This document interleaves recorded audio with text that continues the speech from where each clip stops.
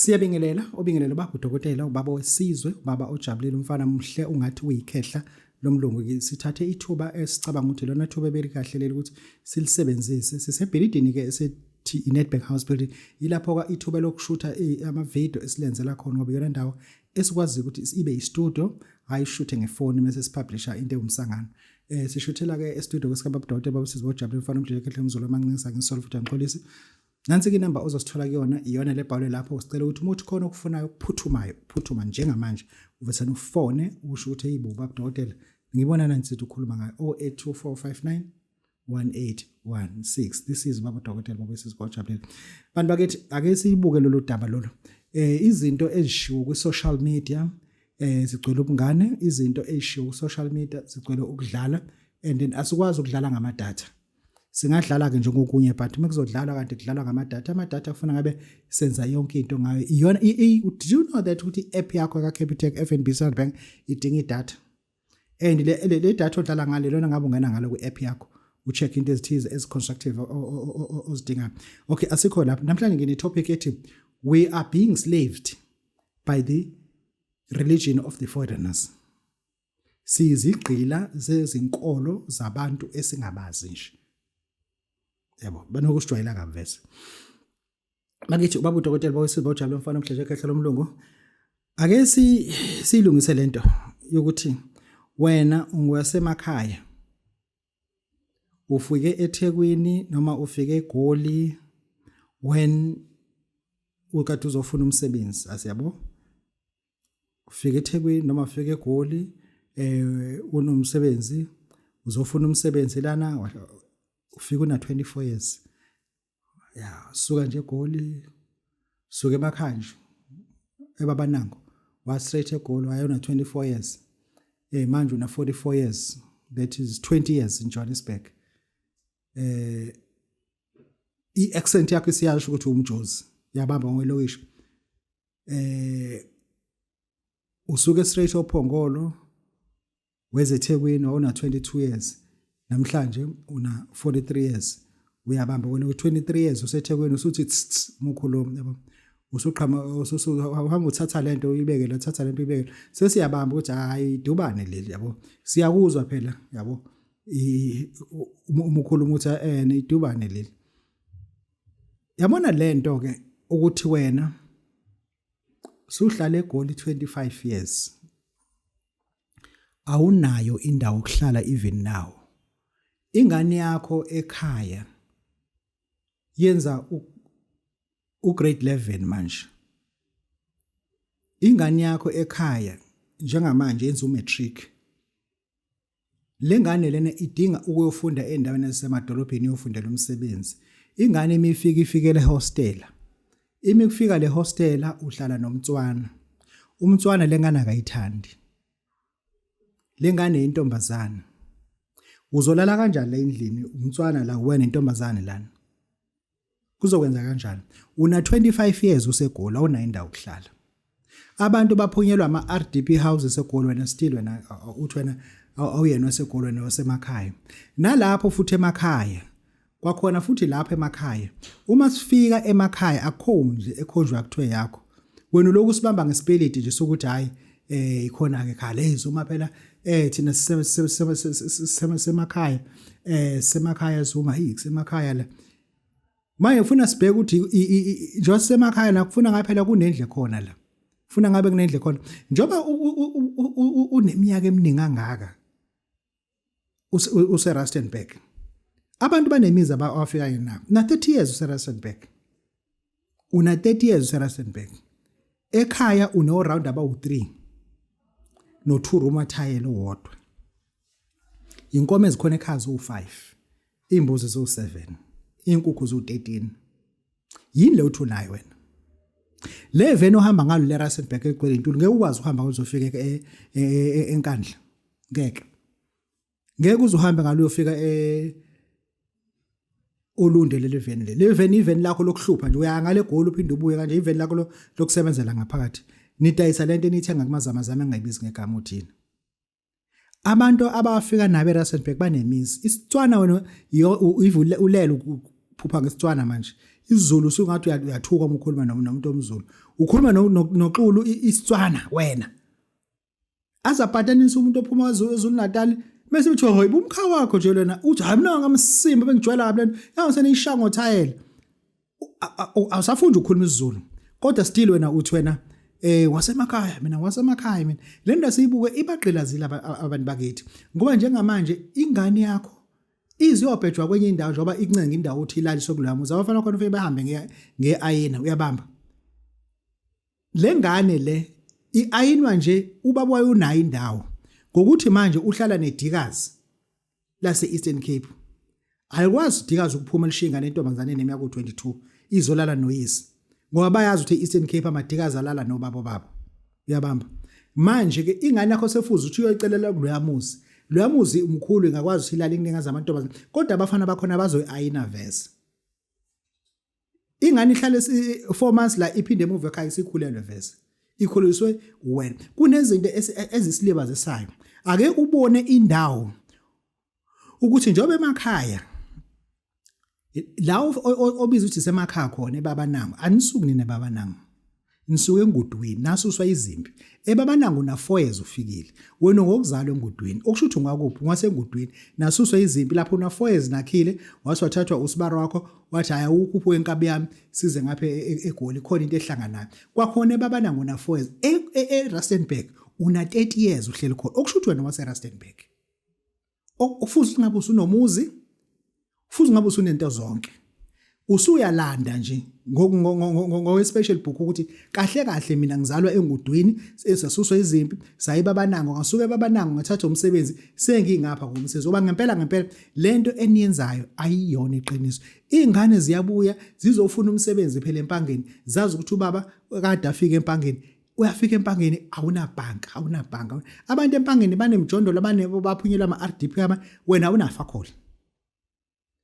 awunafakhola nanesala wazobuza ikhanda sesemzingazi nazo sesikushinga siyakubona ukuthi wisdimdim lezi zinto lezi ufuna sizikhuluma ngoba kunabantu abaningi abadestroy impilo zabo kunabantu abaningi ngempela abadestroy impilo zabo ngokuthi balibele entertainment isoft life obonayo ukuthi hayibo ngoba abantu bebephunyelwa izindlu nangithi ilokishi okwenza ukuthi abazali bami bona bangayitholi yini thina sihlala emjondolo basho nje ufika nje bathi yabona ke sesokhishwa wena lemjondolo njoba nje uhamba uyosebenza nje sewufuza usakhela umuzi hawu kinakhela umuzi ugogo nomkhulu namakhela umuzi nina anzange nimeze nina nathi ngifundela ispecial book eningasifundanga nina emakhaya ngoba phela uma lento ibikhona wena time ubuzo wakhelwe ugogo nomkhulu umuzi ngiyilande kuwena ukuthi lento iyaphila iyenziwe why mase kosebenza mina eGoli sekufuze mina nginakhela umuzi nginikhiphele emjondolo nisazohlala lemjondolo ke nisazohlala ngoba phela lempilo nane yenu nayi designer nini yabo ngoba naqala nokukipita 13 years nakanje nokukipita 13 years nahlukana 4 years kulo 13 years daphinde nabuyelana ngoba nisidinzela ingane nifuna ugugelana senibuyelana ngoba nizogugelana nobabili niphuma emjolweni nobabili manje naphumani kumina nizongibusela inkingeni zenu nisazohlala ke kulomjondolo ngoba niyayithanda ngoba akukwazi ukuthi abantu bangaphunyela ama-RDP muso uthola bayithola RDP bayidayisa awazi imali bayenzana babuyele emjondolo and sebethe ayiseboku sesokhishwa wena ke emjondolo leyanto lena ngeke bakithi ngeke zibona ukuthi uhleli kuphi and la uhleli khona what is your plan ungabi neplan engasisebenzi futhi plan yakhe engasebenzi sitshela ukuthi ayisebenzi ngani this is baba udokotela bawesizibawujabule yabona kunabantu esibabiza ukuthi bangabapheki ema-restaurant they cook very well but uyazibuza ukuthi lo muntu ngokwakhe njengoba esho ukuthi usalelo 3 years la kuleli hotela leli uyapheka usewu-head chef manje kodwa usalelo nje 3 years retire kule minyaka emingaka esebenza ayikho into ayimbasa ukuthi ngeke angeke ngiqale lami ekhishi manje ngithenga icontainer ngikhulume nomasipala ngifuna indawo kubeka icontainer ngiyithola indawo icontainer u12,000 rand to 15,000 rand kuhlangene ukuyideliver le container le ukhulume nomasipala ulinde uzothola indawo be container uvula ikhishi lapho uhlulwa indlela lela khishi lela oluvulile trust me with this believe me I'm not stupid about this izinto ezozifaka lela khishi izokhosta plus or minus 8,000 umshini lo wama Friday, umshini okwenza ukuthi istove segas, igas ngale ngaphandle, lezo cost around 12 to 15,000. Lela khishi lela every day lizokunika 800 rand. Every day mele khokha kancane lizokunika 800 lela khishi. Mele be busy lokunika 1200. Uyangizwa ukuthi ngithini? Uma ubala o800 abawu10 imalini. Usabala. Oh my goodness. In first 10 days, you know 800 rand about 10. In 20 days, you know 800 rand about 10 foot. I want no 16,000 lo. Njobona le restaurant le ikunika 14,000. Ikhishi lakho likunika 16,000 ku 20 days. Ku 30 days. Likunika u 16,000 ku 20 days.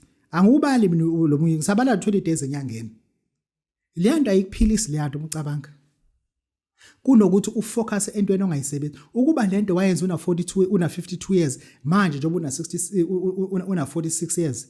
Ukuba lento wayeqale nje at the age of 52 years waqala uthi ngibe kanje ngabe manje unemali one showcase ukuthi idepositwa yingane lapha ekhontinini 800 rand zonke izinsuku ba deposita lo mali lenye sela ngiyibali imali ukuthi ba stock ngayo kodwa every day when ba deposita le mali emalini wena osuke ukwazi ukuyenza 32,000 ngenyanga imali eholela ngayo it does not affect that much i profit osala nayo i profit plus or minus 17,000 profit uzosala plus or minus 17,000 wena ubhizi usahola lo 14,000 ongenamsebenzi lapha kodwa wena ukwazi ukuholela abantu uphinde usala nemali ongayiholi even emsebenzini.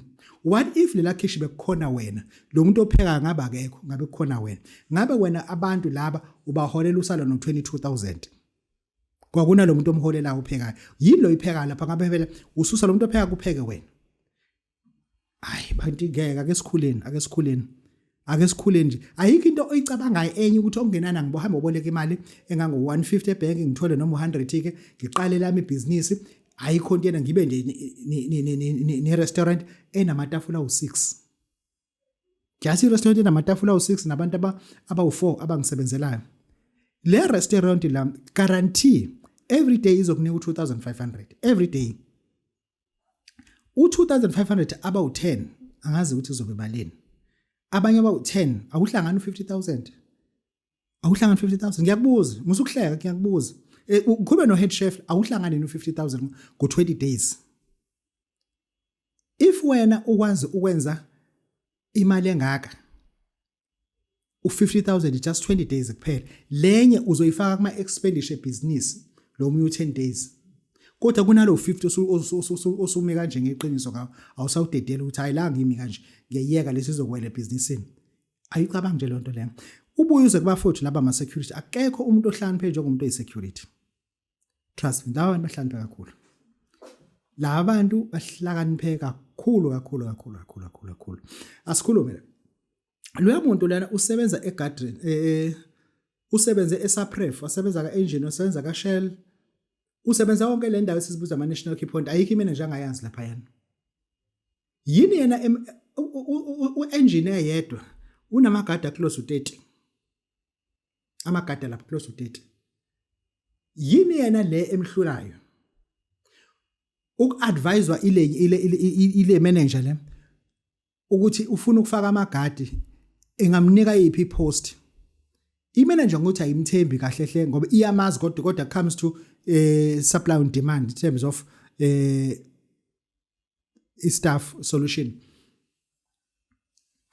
izomnika isite edinga amagadi awu4 kuphela izothi hayi awungithathele main gate engale gate E awuthathele lapha kufuna amagadi awu4 awu2 emini awu2 ebusuku lilodwa relievayo shutha u5 unikwe le owushaya umsebenzi ngendlela perfect ama invoices ngolayini udiesel iqala ubalance yonke into ibalance kusebenza ukuthemba manje iclient lakho lithi hayi akuthathe wonke lama gates ngaleni uzofika lapha ngoba sebeyabona manje lento ontshontshwa kadiesel ayisenzeki bla ungezwe kwabantu besifazana ayisenzeki iclient laba appease uyayazi lonto lo uyigade umdalo no grade A no grade uyayazi ukuthi ama client afuna why can't you come with a solution kuyonke lento kulokuthiwa kuntshontsha udiesel kulahleka udiesel ukuthi kunemoto ephuma ebusuku deploy wakho amagadi ukuthi uzokwenzeka indlonto ngeke izenzeke. Uhleli lapha egadroom ujabulela ukuthi ubeke inyawo esitulweni esinamasondo, uhleli kwesinye isitulo amagadi ahlele ku pavement athamela ithunzi, enza yonke into ujabula ukuthi lokubuka ama camera nje. Ujabula nele bribery engenamsebenzi ke into ejontshwela ngaphakathi, iyo into ekujabulisayo leyo. Usayina udizili wrong, uyazi ukuthi umuntu udizili akawufakanga uzokhwantshisa ngenyuka. Bakithi ake siyibuke into esilibazisayo, ama security that the best when it comes to ukuthi ayazi zonke i-security isebenza esibhedlela. Esibhedlela kunamagadi awu40. Lingakhuluma lapha lona linikezwe isite ezodinga amagadi awu10 kuphela. Inkampani yakhe adle emthwaleni, inkampani yakhe iphungulelwe amagadi awu10. Yena afake yakhe inkampani lapha. Abe uinspector yenkampani amagadi akhe awu10 ehlele esangweni. Kwanza kwaqala nje kwangalahleka inkukhu ekitchen etadenzeka kulahleka kwensipho kulahleka lahleka kwama paracetamol indiza ngoline. Iclient liyajabula uthi hawo sesinye isitoko separacetamol eseqeda inyanga, insipho ukuthi ama toilet paper sekwazi kuze kufika inyanga ekhona bese order kabili thina, kanti ama cleaners bekhokhela amagadi. Iphelile manje leyo nto leyo. Izinkukhu lezi beyiphuma izibhuka lapha ekitchen izimokolo ayisenzeki lona. Listen to me carefully magadi msana uhlala phezulu kwenqondo. Enzani something. Musu uthi babudokotela khona into engiyiqalile lapha nginamagadi amangaka, but ngifuna into engizothi mengokhuluma neclient noma ngabe ngibheda kanjani kodwa afuna lingilalele livume nginike umsebenzi. Manje niza kuthina ayikho into eniyenzayo. Nithwesa thina umthwalo uze uthi umuthi awusebenzi wena wenzani kwa nawe usebenzi. Anisebenzi nobabili. Umuthi awusebenzi wena usebenzi. Sebenza umuthi usupply lapho ngoba uNkulunkulu akashonga ukuthi ngobusisa umsebenzi okukhuleka kwakho nokucela kwakho kumina. Wathi mina ngobusisa umsebenzi wento yenzile wezenzo zakho. Ngobusisa umsebenzi wezandla zakho. Lento yenzile yona that I'll bless. Hayi ukuthi ngokhuleka ukuthi ngobusisa njalo ekseni buvuka uthandaza ungenza isiphukuphuku. Baba udokotela baba sisizo bajabulile ake siphume la. Ngifuna ukuthi ngeke kunike into. Njoba nihamba icala le divorce, lo baba akaza sebenze nje. Wena lo kwabanhlo waphuma esikoleni, waya ecollege eNtuzuma, waya eGqikazi College of Education, kade wasebenza. Uya retire kulonyaka. Lo muntu usekhuluma into ayithandayo. Vese nitheme retire una 2 years u-apply i-divorce, niya divorce na ngoba uyabona ukuthi lo muntu ngeke ngiyimele ukuthi angihle imali yami. Uthi lo baba uya 50-50. Lo baba ulwakathi inhlo uyazalisa le ndaweni. Into yazi ukuzalisa nje wakhe izindlu, ngalelo langa yasebenza ubuya dayise lembiza. Uma engekho embizeni uhlele eranki, udlala isnooker. Baba umdala udlala isnooker. Ulokethu umhlophe noma kanje ume ngeqiniso. Ayikho lento yakhe. Manje wase ndidivorce sofuze liye 50-50 ayizokwenzeka ke lonto. Sinomuthi thina okuyimisa lonto ijike lonto. Jike lonto. Kodwa ufuna wazi ukuthi izojika. Izojika ngoba uma efika eqala mina lo baba ngizomnika. Uma efika eqala ngizomnika, ayidle. Uma ufika eqala nawe mama ngizomnika. Lo ufika eqala mina ngiyinyanga mina. Ngithatha imali yomuntu okhokhile. This is baba udokotela bawesizojabulile. Ake ngikhulume lento. Ake siyeke ukusebenzisa inkolo as a solution to our problems. I repeat. Kunezinto nje ezingayidingi nje inkolo.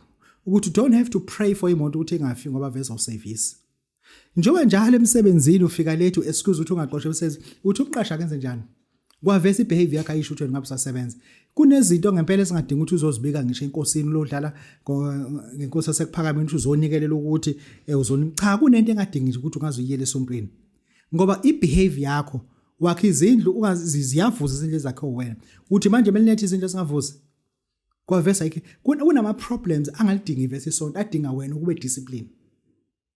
Njengenyanga mina angikwazi mina ukuthi ngisuke la ngiya ukuthi ngolenkosi sami ngifike ngokhuleka enkosini ngithi ngizocela ukuthi inkosi ngisize umsebenzi wami ube nama client amane ngibe nami ngidaka utshela afa ama client lapha ngilongidonsa ichwane la ngijikijela ngiphuza iclient lithi ngathi ubabudokotela uyamohloza nje lapha ukushayisa ngithi hayi ungasha uyashaya ngiphuze neclient elizongikhokhela ngiphuze nalo futhi ayakwazi umsebenzi wethu awungahlangane ne-intimate isikhathi sokuthi ngabe ngisemsebenzini isikhathi sokuthi ngisebantomazaneni ama client ahlala zagoqa balaza lamba ama client abomhlola mina ngibhizi lapha nabafazi babantu ayina nentombi ngimdala for intombi sengigijima nabafazi babantu ongigijima nabafelokazi but kukhona umsangano nje engwenzayo okwenza ukuthi umsebenzi wami uthunazeke yini manje sengizoyigijima la ngoyinikelele emaromeni ngithenge nerosari ngoba ngiyabona ukuthi angirentile ake mhlawumbe uNkulunkulu angangisiza uzongisiza ngiyeke ukuganga lo ngogangayo kunezinto ngempela funa sizikhulume sizibonise ukuthi le nto akuyona indlela yokwenza izinto lezi. This is babu Dr. Bawusizwe Jamfana Mhlele Khahlo. Bakithi itopic yethu ithi we are being slaved of the alien religions, not religion, religions. We are singabantu bendabuko wele ngabathi kwelikamthaniya asinikwanga ithuba lokukhetha inkolo yesintu nenkolo yabakama ngesandla. Asasho manje inkolo yaseNtshonalanga nenkolo yabantu abakama ngesandla. It could be ama-Arabu noma abelungu. And then we were forced emlomeni to swallow these religions of the foreigners by force. Failing to do that, they consider you as a threat. You need to be eliminated. Because you'll be polluting people with this side mentality that tells them not to accept Christianity or Islam. And people who did that today is Amapeswap. And today we got people about defend the foreign religions as if they are defending their children. And leanto le iyodwa to our deities, Amatonga in English, they are not comfortable about it. They are not comfortable. Can you imagine as a bishop? Kwela mathonga bakubona uyini. Knowing very well ukuthi ama-Romans ani kubona. What they did, the Romans. And you're standing in the pulpit as a bishop now today. As a cardinal today. What is labantu laba bafa in this country? Dying, fighting same people. And today, you are advocating their religion. You are defending their religion. Awusakwazi ukukhuluma usho yonke into uthi umoya ongcwele kodwa umoya ongcwele ngisiza. Hawu kunalo moya ongcwele osizayo. Kuliwa lapho uLundu wawukuphi? Lo abamahlikihle kuLundu wawukuphi umoya ongcwele? Wawukuphi? Bebulawa lamakhoyi eEastern Cape awukuphi umoya ongcwele? Abantu lana amasane reyishwa ayikuphi umoya ongcwele? Wawungekho? Usuzoba khona manje. Ngo-2024, 2025, 2026 sekhona umoya ongcwele manje. Ekusefuthi yonke into esicela kuona. Thina siwubonanga thina umoya ongcwele esandlwana. Kangcono sawubona, asiwubonanga. Kangcono sawubona. Manje ngisho ukuthi bakithi ake sikuvume lokho. Once sakuvuma ukuthi indeed we are serving foreign gods in our continent, in our country. Hence these foreigners, not even one is prepared to convert to our religious system of belief. Never. Emasontweni abo, they ban impepho. Bashisa impepho yamaRoma, amaSulumane ashisa impepho yabo kuthiwa ilobani. But ethi impepho inamademoni. You understand? Because they are injecting our mindset, screwing these screws of evil mentality, of hating us. They are teaching how to hate us as much as we can hate our language as well. Uhlangana nomKristu akasakwazi ukukhuluma isiZulu esiphelele nawe. Njalo kufuna kungena amagama abantu ongabazi ongazibabona. Uhlangana nalo dodo eSulumane ukhuluma nawo athi inja la ithini they said inshallah awazi ukuthi uhlangana aphi nalonto leyo. Uhlangana aphi nalonto inshallah awubani lo uhlala lapha lamanzi mina loyo. Ngoba ngibuza omunye wobani Rashid Mohammed wathi inshallah ngathi no where I didn't see him. What? No, I'm saying that's the name of a person. I said, Ahmed, see, you speak English, you are fluent. Why are you adding Arab? Because we are not an Arab. We are Guju. Why can't you add Guju at least? And you reckon, no, I'm a Muslim. No, you Muslim is just a religion. We are Gujarati.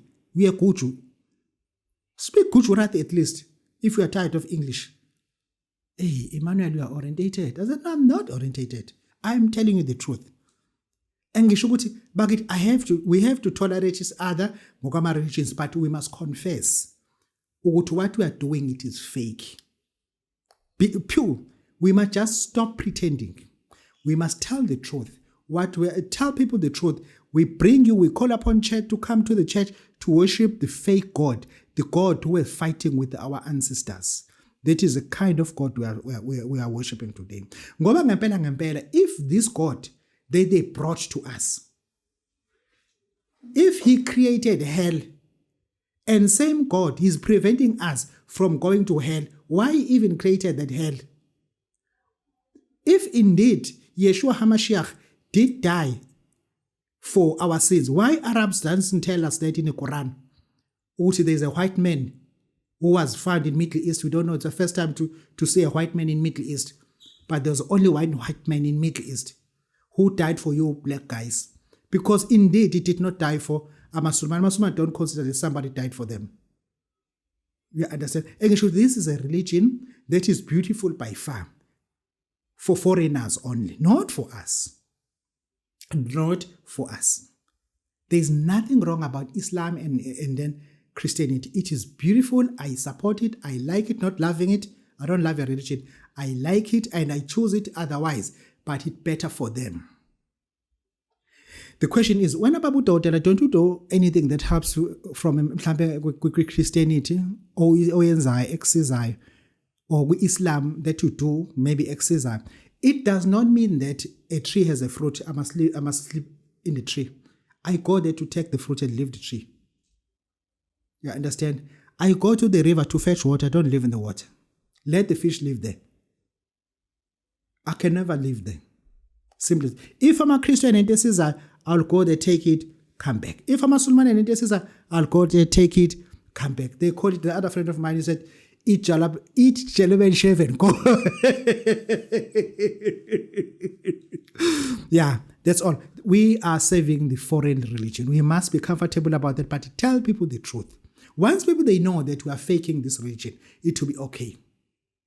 It will be okay, everybody, to understand that we are just playing, passing time. It is okay. This is Babu Togotel, Voices about Jablin.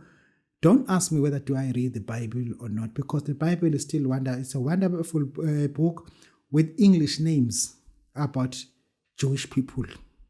It's so sad. Thank you.